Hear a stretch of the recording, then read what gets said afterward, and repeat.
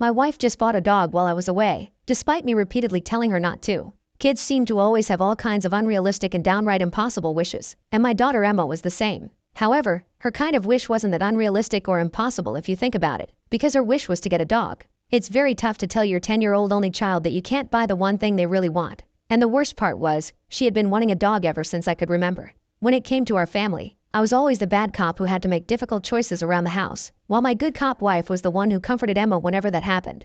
I didn't like the fact that I was seen by my daughter as this strict and stern dad, but it is what it is. Anyway, as I've mentioned, ever since I could remember, Emma had always wanted a dog. For every single birthday, she would tell us not to buy her gifts or hold a birthday party for her. She wanted none of that. She would tell us to put all that money toward buying a dog. Here's the thing, I grew up with dogs. I love dogs just like any other pet-loving person. But, as much as I love dogs, I know that they are a huge responsibility. From buying good quality dog food, to the never-ending purchase of toys because they go through them so fast, dogs can be very costly. And not to mention, their vet bills can rack up pretty quickly. I wish I could tell you that I could afford all of that just for the sake of my daughter, but I unfortunately couldn't. I own my business, a small technology repair shop in a major US city. What I make from my repair shop is enough to put food on the table, keep a roof above our heads, and pay the bills and mortgage and just that. My wife, Jen, is a teacher, and the money that she brings in helps us stay afloat. However, we have never been able to afford extra luxuries like going on vacations, and certainly not adding a family pet to the mix, which would drain my savings very fast.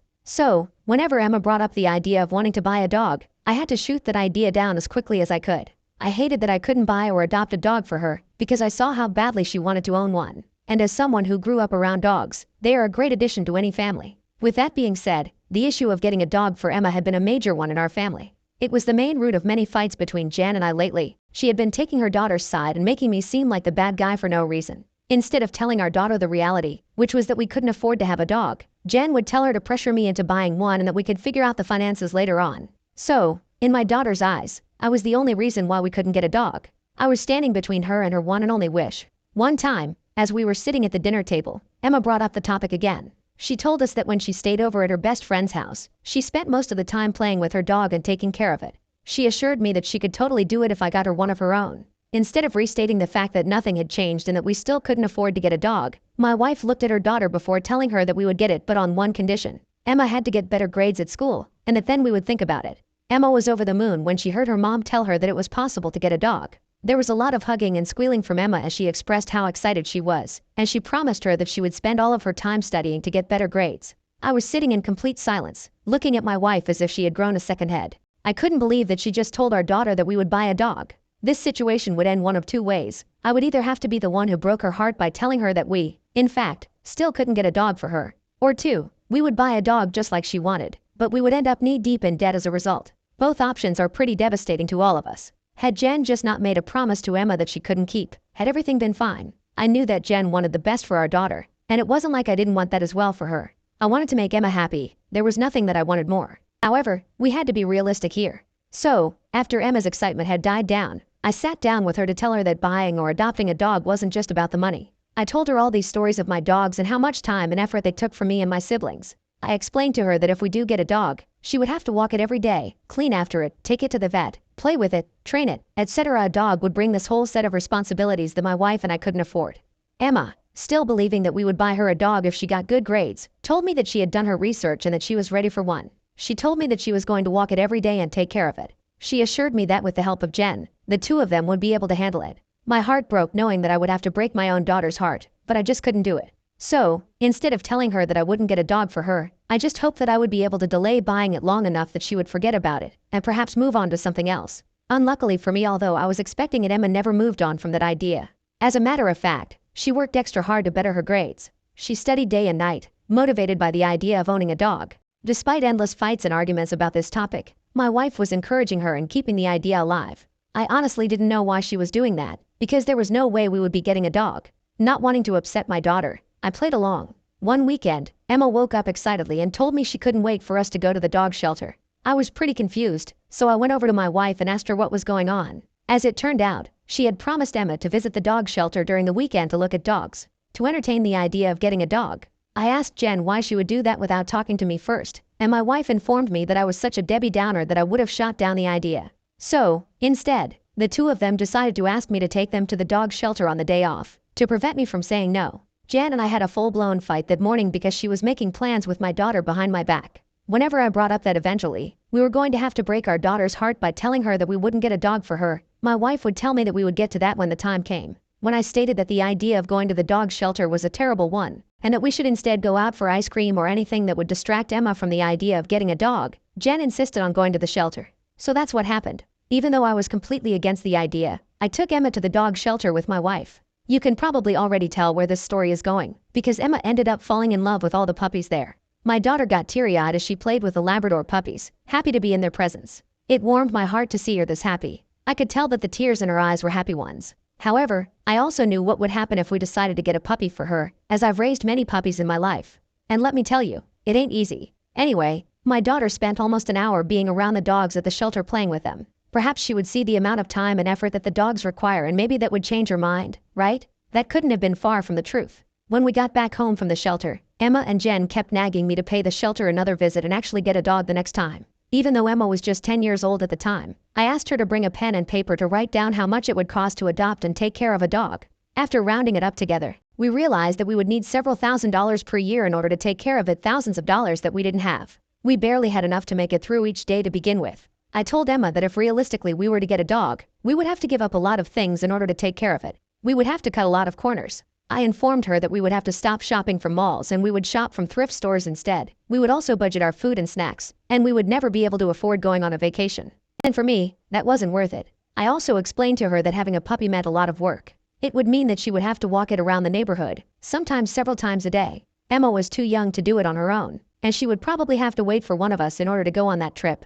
I worked long shifts and I wasn't going to walk the dog after a long grueling shift. Emma would also have to play with it and tire it out. I knew from experience that dogs can get pretty destructive when they are not well trained and exercised, so she would have to spend a lot of time playing with it. Every time I mentioned one of the many cons of owning a dog when you can't afford to, Emma would assure me that she could handle it.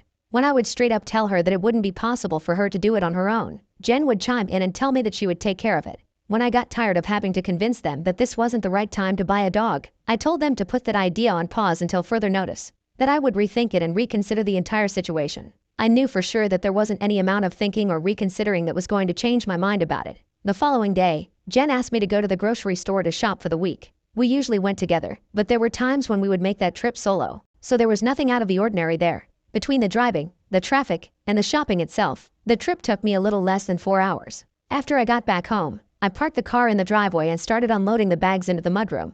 Neither my wife nor Emma came to help me unload the groceries, which was odd. It wasn't until I heard the little sound of a puppy yelping that I knew something fishy was definitely going on. I beelined to the living room, and lo and behold, there they were. My wife, Jen, and a little ball of energy running circles in front of them.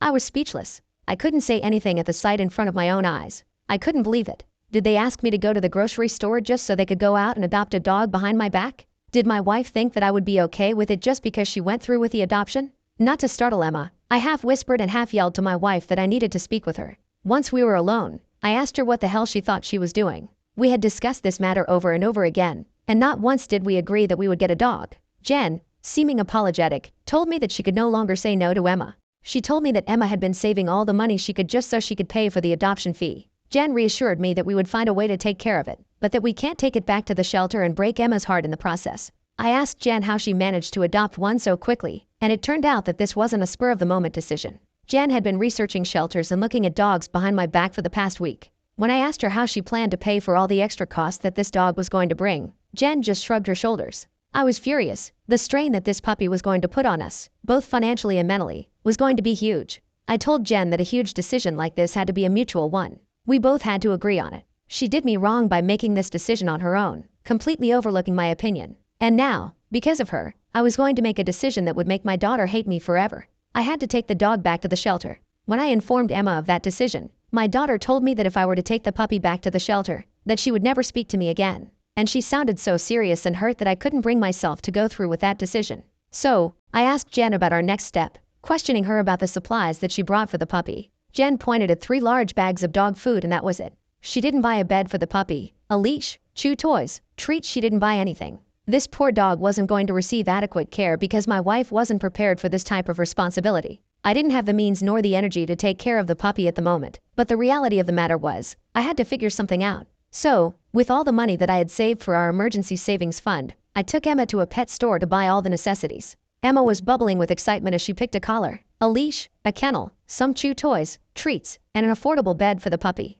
When we got back home from the pet store, I gave Emma some instructions on when to feed the dog, how to walk it, and things like that. I even sent her a couple of YouTube videos that would help her. Then, I asked Jen to join me in the kitchen to talk to her privately. When we were alone, I told her that all of this was on her. I informed her that she would be the one walking the dog with Emma on a daily basis, and that she would have to keep up with the vet bills and the vaccinations. I told her about all of the things we would be cutting out as a result, and that we would have to live a frugal life from now on. Jen seemed too proud to say that she made the wrong decision, and she just nodded at my instructions. In the first few weeks, Jen and Emma took really good care of the new puppy. But, as the excitement died down, they both realized that having a puppy wasn't all fun and games. Bailey, the puppy, had to be potty trained, and this dog turned out to be one of the most stubborn dogs I had ever seen. So, my wife and daughter spent endless hours running after it so that it wouldn't poop on our carpets. There was also the sleeping issue. Bailey refused to sleep at night. So, we would hear her barking and yelping several times a night until Jen woke up to comfort her. Bailey was also quite the eater. She went through bags of dog food like they were nothing.